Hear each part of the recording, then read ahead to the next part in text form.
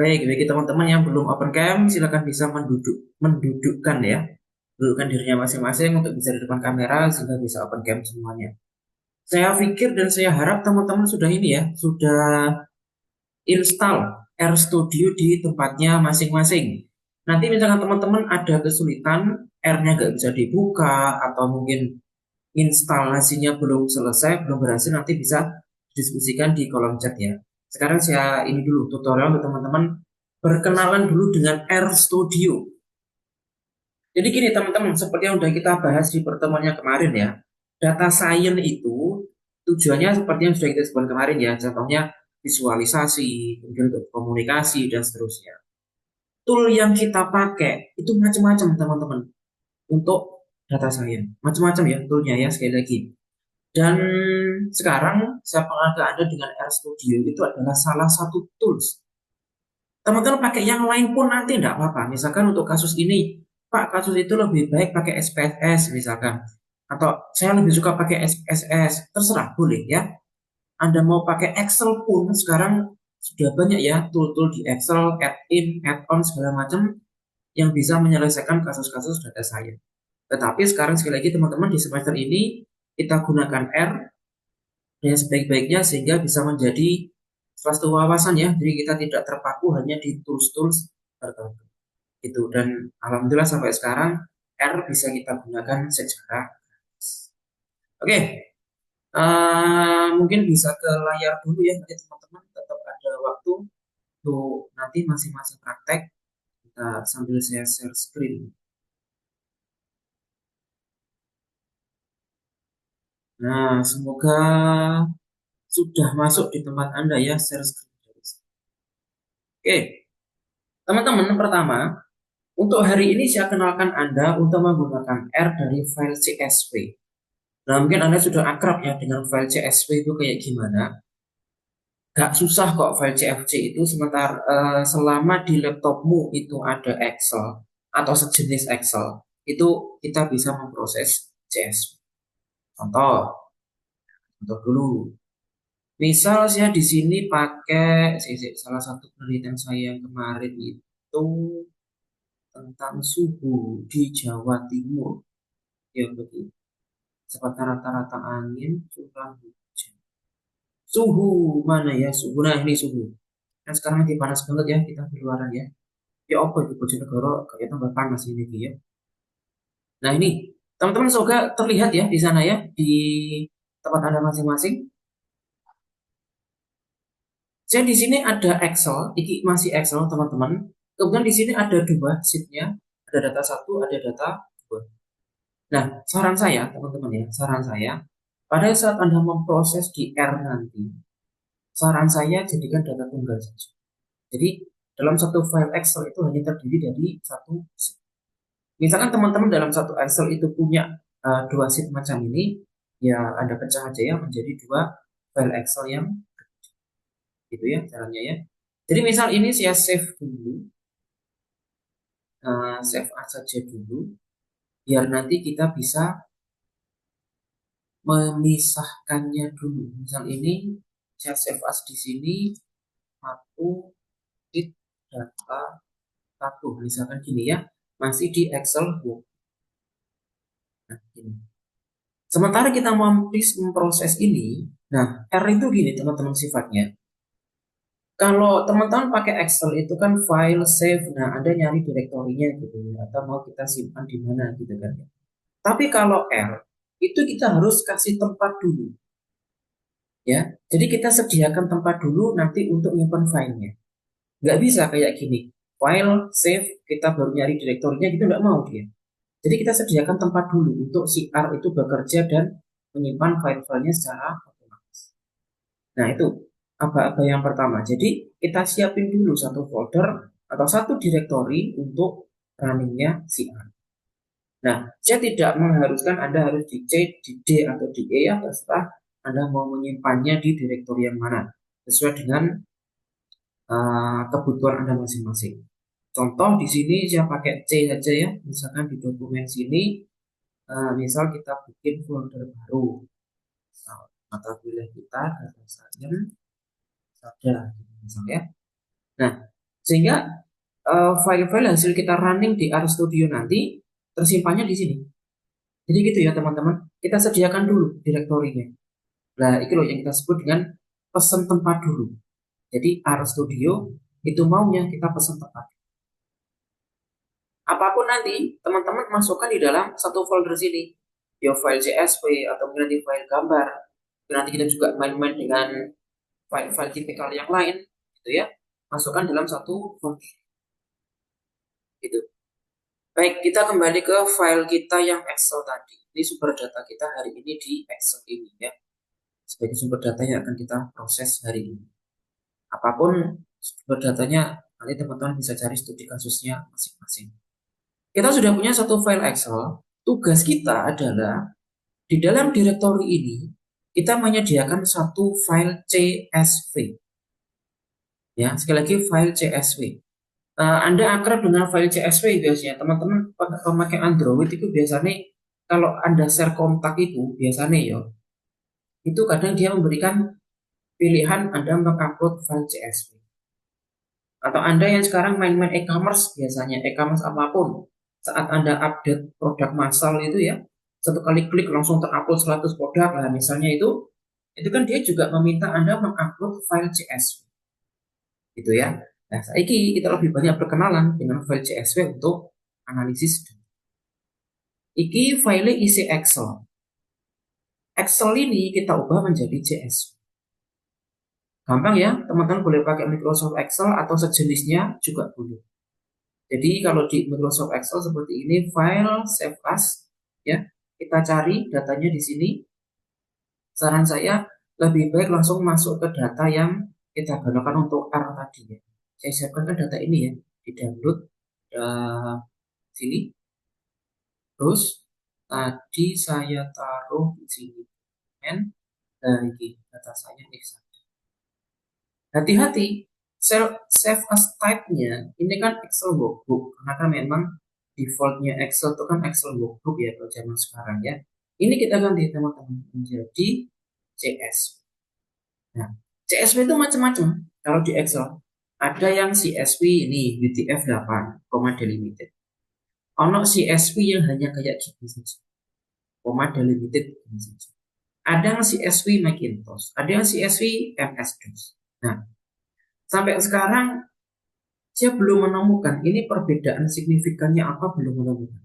Karena selama ini saya bekerja di RStudio pakai CSV TF8 lah, koma delimited lah, itu tetap bisa kita proses, tetap bisa kita panggil. Yang penting itu dulu. Maksudnya yang penting itu CSV-nya itu kita sediakan di satu direktor yang sama, satu folder yang sama. Kemudian CSV itu bisa kita panggil ke R, sudah itu dulu. Karena kalau CSV itu sudah kita panggil ke RStudio, intinya sudah terpanggil gitu saja ya, insya Allah dia akan bisa terproses. Tapi kalau terpanggil dia belum bisa, atau saat kita panggil dia kacau, nah itu ya.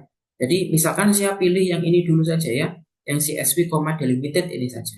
Terus kalau ambil macam-macam ini, klik, kemudian jadi CSV. Kemudian save. Biasanya muncul kayak gitu ya tadi. Setelah seperti ini kita yakinkan ke direktori kita tadi, nah sudah ada di sini. Kemudian type-nya, type filenya, ini mesti tulisannya Microsoft Excel, spirited value file. Nah, ini yang disebut dengan CSV itu iki loh, spirited value, makanya disingkat CS. Kalau masih Excel kan dia Excel workbook atau kadang SLS gitu ya. Makanya wajib kita ubah ke format CSV. Menurut saya, ini judulnya isi ketahuan nih kira ya. Jadi ketimbang judul dewa-dewa ini nanti menyusahkan juga kita pada saat coding ya. Nah, gimana ya? Apa judul sepanjang ini ya? Ini misal saya pilih aja ya. Misal saya tulis suhu gitu. Nah, habis ini Pak. Hati-hati teman-teman. Kenapa nggak mau ini? Ya, jelas nggak mau. Orang lagi Excel aja urip loh. Ya, ini harus kita close dulu. Nah, baru dia mau. Tuh. Hati-hati teman-teman. R itu adalah salah satu pemrograman yang mengenali bahasa sensitif dalam artian huruf kapital dan tidak itu dia mampu mengenali. Mungkin teman-teman kemarin sudah belajar Java ya, itu kan kelihatan ya, bahkan ada efeknya. Kalau kita nulis dengan huruf kapital sama dengan huruf kecil itu kan efeknya beda. Termasuk art juga seperti itu. Makanya ini kan S-nya masih huruf besar ya. Ini misal saya tulis huruf kecil aja. Ini. Jadi nah, dalam proses coding nanti kita tidak memikirkan huruf kapital dan tidak. Ya udah, saya tulis gini saja. Coba saya cek dulu, ini file apa? Isinya. Tapi ingat ya, ini sudah CSV. Ya, sudah bukan Excel lagi. Ntar, nah, sudah bentuk CSV. Oke, dan ininya sudah satu ya, sheet-nya. Baik, jika sudah seperti ini, ininya sudah satu, kemudian teman-teman lihat ini jadinya sel per sel kotak. Sorry, apa lagi? Datanya.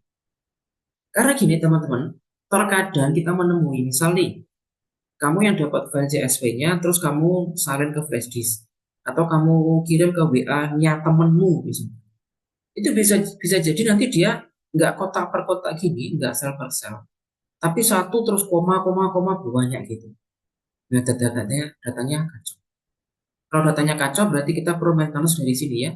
Klik data sini, nanti akan ada caranya kita memisahkan koma per koma menjadi sel per sel. Jika sudah sel per sel seperti ini, sudah alhamdulillah, berarti data kita sudah dalam keadaan baik dan siap untuk diproses. Oke, kita close dulu. Sudah ya, peralatan kita sudah siap satu, yaitu file. File yang akan kita panggil itu yang sudah berformat CS. Wes, jika sudah seperti ini, wes siap ya, kita panggil R-nya, RStudio. Ingat ya teman-teman, sebelum Anda menanam RStudio ini di laptop, yakinkan dulu Anda sudah menginstal Python. Nah, ini Python ini sudah terinstall di Anda. Kemudian juga Anda sudah menginstal R environment. Kemudian baru menginstal RStudio. Nah, kita panggil ini ya, penampakan RStudio. Dan RStudio itu ringan kok ya, teman-teman. Maksudnya ringan itu ya bukan program yang berat gitu, bukan. Tapi dia programnya ringan. RStudio ini menjadi berat jika mungkin nanti kita memproses banyak data ya. Misalkan datanya yang kita siapkan itu sampai ribuan gitu misalnya. Kalau datanya sudah ribuan, plus data koordinat, plus ditambah layer-layer yang banyak, nah itu akan lebih. Tapi secara utuh, R-nya sendiri ini bisa running dengan spesifikasi komputer maupun laptop yang ringan. Oke, kenalan dulu. Yang atas ini jajaran menu ya. Nah, menu-menunya ada banyak banget di sini. Kemudian yang bawah ini shortcut ya sebenarnya. Karena pada dasarnya apa yang ada di bawah sini adalah sudah ada di menu yang atas ini. Contoh ini bagi new file, new script segala macam. Ini sudah ada sebenarnya di sini. Ya, new file, tuh, new script, new project dan seterusnya. Kemudian yang bagian sini adalah konsol. Ini nanti akan memberikan informasi-informasi kepada kita. Masuk juga terminal nanti ya. Akan ada informasi-informasi yang masuk. Kemudian yang perlu diperhatikan dari yang sebelah sini ya, environment. File-file yang kita butuhkan atau file-file yang kita panggil nanti akan nampak di sini. Kemudian yang bawah ini ada file, ini directory kita ya. Kemudian ada plot, kalau misalkan kita membuat diagram, gambar sesuatu nanti dia akan muncul di sini. Kemudian juga ada package, beberapa kasus kita juga membutuhkan package. Package dalam R itu banyak banget teman-teman, ya seperti ini package-package-nya, dan ini bisa kita gunakan secara gratis.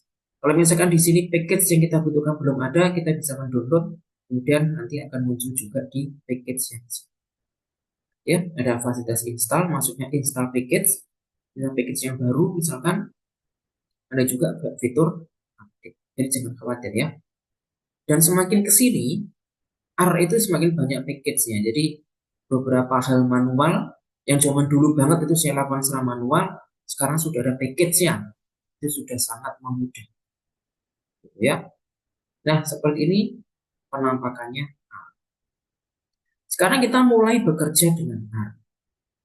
File, new, R script. Nah, akan muncul seperti ini di sini ya. Muncul tempat untuk kita menuliskan script. Kita pernah belajar beberapa bahasa pemrograman ya. Anda sudah pernah belajar Pascal, Anda sudah pernah belajar Java, belajar C, HTML, CSS, dan seterusnya. Sekarang kita belajar pemrograman dengan bahasa R. Bahasa R ini pada dasarnya dikembangkan dari Python, teman-teman. Di mana bahasanya sudah menggunakan bahasa manusia, bukan bahasa assembling. Nah, mudahnya di situ. Sehingga saya rasa dan saya punya optimisme ya untuk kelas ini nanti Anda lebih cepat menguasai bahasa R. Karena bahasanya sudah bahasa manusia. Oke, contoh pertama. Sebelum kita menuliskan sesuatu di sini, ingat ya, kita harus pesan directory. Caranya Anda bisa set working directory, namanya teman-teman ya, working directory. Nah, seperti ini istilahnya, atau disingkat WD. Anda bisa ngetikkan coding di sini. Jadi ini tempat kita ngetikkan coding. Atau jika teman-teman nggak suka ngetik coding, bisa langsung ke sini file, kemudian kita di sini ada tulisan set as working directory. Yaitu yang mana? Coba saya cek dulu yang ini ya. Tadi di mana dokumen data science. Biasanya sudah muncul di sini. Ini ya berarti data science. Ini ya klik. Nah, ada suhu.csv ya. Kita masukkan jadi benar ini folder atau directory. Baru ini kemudian kita klik set as working directory. Nah, di terminal atau konsol dia sudah muncul seperti ini. Bahwa set working directory-nya ada di dalam folder ini. Ya. Jadi itu, jadi di R itu enaknya bisa kita ngetik coding full juga bisa, tapi juga bisa kita menggunakan perintah-perintah yang berdasarkan user interface di sini. Termasuk manggil package, Anda bisa langsung klik-klik centang-centang ini bisa. Tanpa dicetak pun kita juga bisa memanggil package dari ya enaknya ya. Oke, file sudah ada di sini suhu. Tetapi file suhu.csv ini adanya di dalam directory. Belum ada di environment-nya R. Jadi file ini harus kita panggil biar masuk ke dalam environment. Caranya kita harus bentuk variabel dulu. Nah, variabel ini yang nanti menjadi nama selama dia di environment. Jadi nanti selama proses kita coding, proses data, yang kita panggil adalah nama variabel, bukan nama file. Kok kode ya? Oke, saya bedakan saja. Misal panas. Nah, misal menu ya. Filenya kan suhu.csv, suhu Jawa Timur ini tadi ya. Kita bikin dia satu nama variabel namanya panas. Jadi siku ke kiri, dan strip ya. Kita perintah apa? Kita perintahkan kepada R bahwa variabel panas ini adalah bertugas membaca read CSV ya, read CSV. Kemudian di dalam tanda kurung ini kita kasih tanda petik. Kenapa tanda petik? Mungkin Anda masih ingat di bahasa HTML dan seterusnya, selama dia browse atau selama dia memanggil file lain, maka kita berikan titik. Kita panggil namanya suhu.csv. Ingat, hurufnya kecil semua, samanya dengan ini ya, hurufnya kecil. Jika sudah seperti ini, bisa teman-teman klik run. Bisa klik di sini, tombol run ini, atau bisa dengan ketik di keyboard Ctrl plus Enter. Tetapi ingat, R harus sesuai dengan yang kursor di sini. Jadi saat kursor ada di sini atau di sini, intinya satu baris ini, berarti satu baris inilah yang kita proses.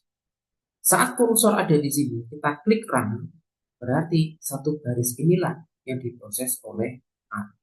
Itu ya sifat-sifatnya ya. Oke, kita klik. Nah, jika berhasil, maka dia muncul di environment. Itu ya. Namanya apa? Panas. Panas ini siapa sih? Panas itu adalah CSV yang kita panggil. Begitu teman-teman ya. Ini bisa kan kita klik. Nah, dia muncul di sini. Ada 17 objek dari 13. Nah, ini persis ya isinya. X1, X2, dan seterusnya. Ini tadi ya. Kalau kita amatin suhu di Jawa Timur tadi rata-ratanya sekian di Januari, Maret, dan seterusnya. Jadi apa adanya yang ada di dalam suhu.cs. Gitu. Untuk perintah tadi, perintah view namanya teman-teman. Teman-teman bisa klik di sini tadi untuk muncul di sini. Atau juga ingat ya, R bisa dengan perintah coding, bisa dengan perintah user interface. Maksudnya ngeklik ini loh ya, user interface itu. Bisa dengan perintah coding yaitu misal view. Nah, atau diantar. Dia minta buka kurung tutup kurung. Dalam artian apa yang mau di view? Kita mau nge-view ini kan, kita mau menampilkan suhu ini tuh, tapi tidak bisa. Kenapa? Karena suhu ini di dalam environment R namanya adalah ini. Ini misal Ctrl C, Ctrl V sini kita akan sama ya hasilnya ya. Jadi bisa dengan coding juga bisa dengan in. Dan ini tidak cukup satu ya teman-teman. Kebetulan contoh kita hari ini satu. Teman-teman misalkan punya file yang banyak dan mau dipanggil semua, ya tidak apa-apa, panggil saja di sini. Intinya dia harus berhasil masuk ke environment. Kalau dia sudah berhasil masuk ke environment, baru bisa kita proses. Gitu teman-teman. Jika udah seperti ini, nah ingat di sini masih ada title ya, berarti belum kita simpan. Cara simpannya boleh dari sini, save atau Ctrl S boleh. Atau dengan klik ini juga sama saja hasilnya ya. Secara default dia akan mengantarkan kita ke folder yang tadi sudah kita set menjadi working directory. Jadi misal di sini panas proses. Nah, misal seperti ini.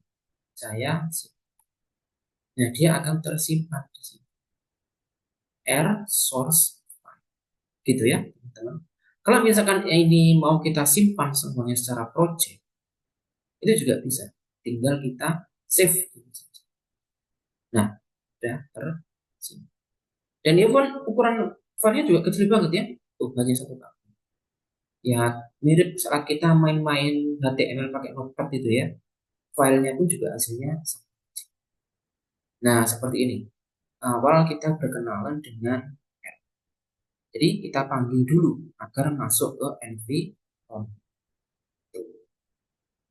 Baik, silakan. Jika mungkin ada pertanyaan bisa Anda tulis di kolom chat. Kali ini kita main-main dengan CSV dulu ya teman-teman. Nah, selanjutnya kita akan banyak meramu, mencampur-campurkan berbagai macam. Sehingga nanti tugasnya teman-teman silahkan mencari file-file CSV, ya, data-data apapun yang sekiranya bisa kita proses.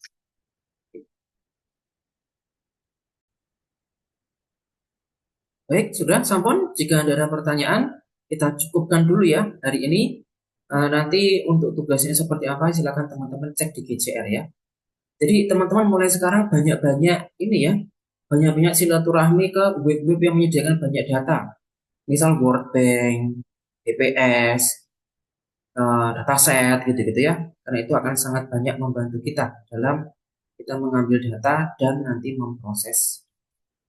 Baik, terima kasih teman-teman di Xada. Setelah ini bisa langsung dipraktekkan ya. Sambil nanti saya upload tugas untuk Anda di dalam UCR. Terima kasih atas kehadirannya. Segala salah semoga dari saya dimaafkan oleh teman-teman.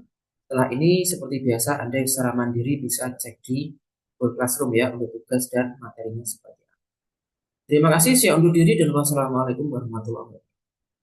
Waalaikumsalam warahmatullahi wabarakatuh.